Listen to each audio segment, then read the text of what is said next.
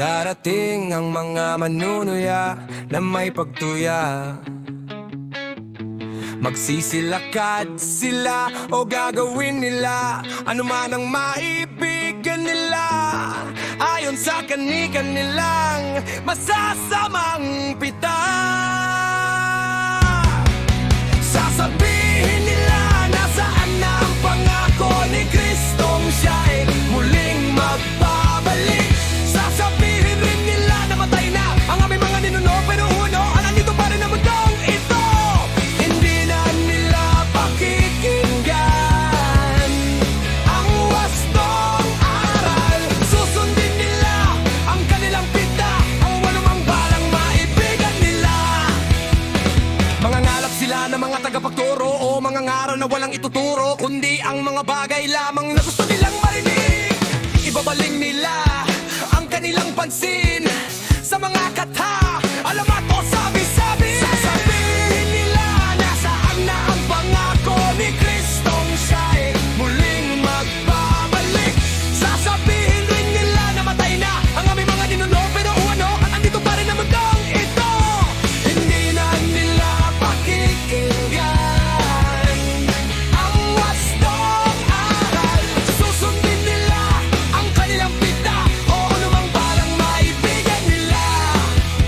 Darating ang mga manuya na may pagtuya.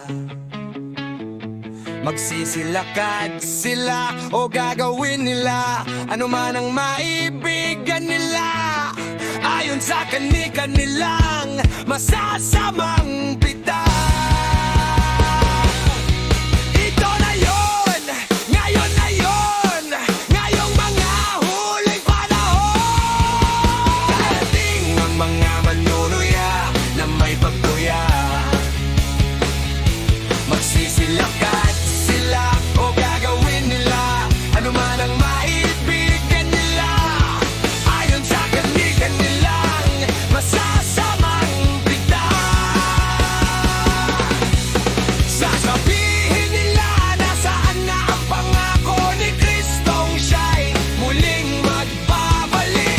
Sasabihin rin nila na matay na ang aming mga ninuno, pero ano, nandito pa rin ang mundong ito. Hindi na nila pakikinggan ang wastong aral. Susundin nila ang kanilang pita o anumang balang maibigan nila. Mga niarap sila ng mga tagapagturo o mga ngaral na walang ituturo, kundi ang mga bagay lamang na gusto nilang marinig. Ibabaling nila ang kanilang pansin sa mga kata, alamat o sabi-sabi. Sasabihin nila nasaan na ang pangako ni Kristong siya'y muling magbabalik. Sasabihin rin nila na matay na ang aming mga ninuno, pero ano, andito pa rin ang mundong ito. Hindi na nila pakikinggan ang wastong aral. Susundin nila ang kanilang pita o anumang balang maibigan nila.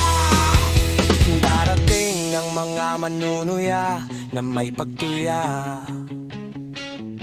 Magsisilakad sila o gagawin nila ano man ang maibigan nila, ayon sa kani-kanilang masasamang